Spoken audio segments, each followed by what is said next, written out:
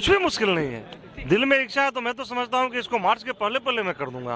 और पार्टी के लिए काम करना सिर्फ उस समय आता है जिस समय चुनाव होता है। चुनाव के बाद सारे साहेबगंज के लोग मेरे ही लोग हैं, चाहे वो किसी पार्टी से बिलोंग करते हो। ये पार्टी की बात तब आती है जब चुनाव मैदान में जाते हैं। इटली का रोम एक दिन में नहीं बन गया था। आप इसको तुलना करें पिछले 2 सालों से, पिछले 3 सालों से, पिछले 4 सालों से, इस बार बहुत ज़्यादा सुधार हुआ है। किसानों के पास में अवेयरनेस नहीं है कोई लिक्विड क्या है। इसके लिए किसानों को अवेयरनेस करने की आवश्यकता है। लोगों को समझाने साइंटिस्ट जब जाएंगे, साइंटिस्ट जा भी रहे हैं, वो लिक्विड जो है वो भी यूरिया है।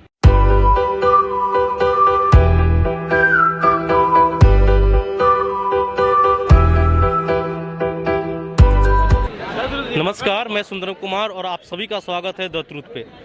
अभी हम मौजूद है साहेबगंज ब्लॉक कैंपस में और आज यहाँ पे ब्लॉक में प्रखंड प्रमुख ऑफिस का उद्घाटन किया गया है माननीय विधायक जी के द्वारा। सबसे पहले विधायक जी बहुत बहुत स्वागत है आपका हमारे चैनल पे। बहुत धन्यवाद। जिस प्रकार से एक ऊर्जा शक्ति के साथ आपने आज इस परिसर में प्रमुख ऑफिस का उद्घाटन किया है, काफ़ी लोगों का भीड़ भी उमड़ा था। हालांकि कोरोना गाइडलाइन की तरह देखा गया, सोशल डिस्टेंसिंग का पालन किया गया था। क्या कुछ कहना चाहेंगे हमारे दर्शकों को इसके बारे में? दर्शकों को क्या, जो साहेबगंज के तमाम लोग हैं, मैं तो जिम्मेवार साहेबगंज के तमाम एक लोगों के लिए हूं, लेकिन कोई प्रखंड का एक ही प्रमुख बन सकता है। इसलिए प्रमुख के इस ऑफिस के उद्घाटन में मैं यही संदेश देना चाहूँगा, विशेष रूप से प्रमुख को और प्रखंड के त्रिस्तरीय पंचायत के तमाम जनप्रतिनिधियों को, कि आप जनता के सेवक हैं, जनता के मालिक नहीं हैं। और यही संदेश देना चाह रहा हूं कि जनता का सेवक बनकर के यहाँ के लोग काम करेंगे।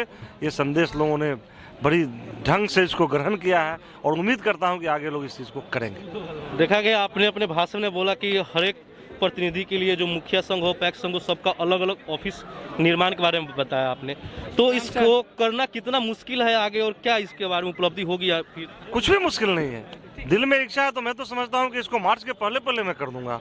और मैं इसलिए इसको करना चाहता हूँ कि हर लोगों को सम्मान के साथ, कुछ लोग होता है मुखिया के सपोर्टर्स, कुछ लोग होते हैं समिति के सपोर्टर्स, कुछ लोग होते हैं अलग अलग डिफरेंट जगहों पे अलग सपोर्टर, उन सबको सम्मान मिले, वो अपने जिनको वोट दिए उनके पास जा पाए। इसके लिए मैं चाह रहा हूँ कि ऐसा व्यवस्था हो। जहाँ तक सर राजनीति की बात करें तो हर एक मुखिया अलग अलग पार्टी के अनुकूल काम करते हैं, तो उनको साथ लाना कहीं ना कहीं मुश्किल होगा कि नहीं होगा?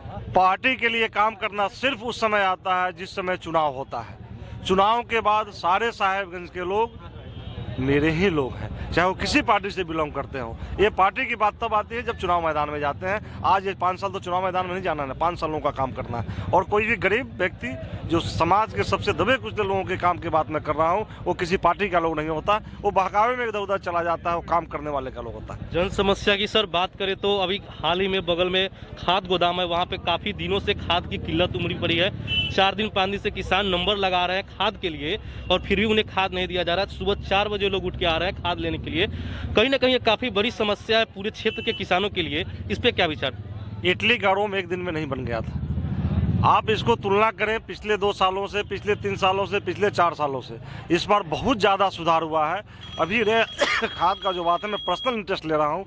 आज रैक लग रहा है फिर, और फिर कल से खाद आना शुरू हो जाएगा। कुछ खाद की कमी थी, लेकिन लोगों को नियत रेट पे, नियत दाम पे, नियत समय पे खाद जरूर मिल रहा है। लोग आपादापी में है। लोग सोचते हैं क्या, जब कोई चीज़ आता है ना, सोचते हैं ज़्यादा से ज़्यादा मैं ले लूँ। ज़रूरत उनको 2 बोरा का हो, 4 बोरा लेना चाहेंगे, इसलिए थोड़ी परेशानी बढ़ी।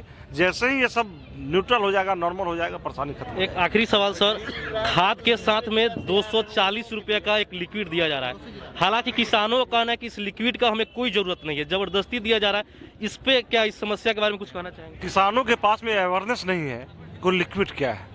इसके लिए किसानों को अवेयरनेस करने की आवश्यकता है। लोगों को समझाने साइंटिस्ट जब जाएंगे, साइंटिस्ट जा भी रहे हैं, वो लिक्विड जो है वो भी यूरिया है।